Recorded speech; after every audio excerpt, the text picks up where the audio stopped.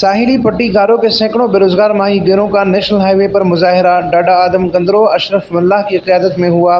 مظاہرین کا کہنا تھا کہ پچھلے 30 سالوں سے ماہی گیر کیکڑا اور مچھلی کا شکار کر کے اپنا پیٹ پال رہے ہیں، مگر اب اس شکار پر میرین فشریز کی جانب سے پابندی لگا دی گئی ہے، جس سے لاکھوں ماہی گیروں کا روزگار مانند پڑ گیا ہے۔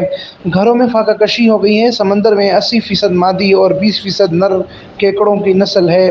ان میں کسی ایک جنس پر پابندی لگنے سے ماہی گیروں کا اپنا کاروبار نہیں کر سکتے۔ پہلے 15 سے زائد کمپنیاں ہوتی تھیں، اب 3 سے 4 باقی رہ گئی ہیں۔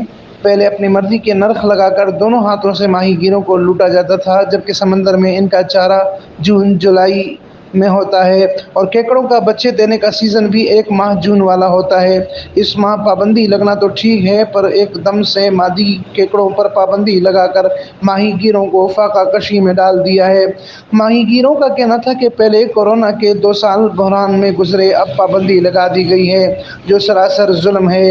ان کا مطالبہ تھا کہ پابندی فوری ختم کی جائے، بند کمپنیوں کو بحال کیا جائے اور نرخ بڑھائے جائیں، دیگر صورت سخت احتجاج دھرنا دیا جائے گا۔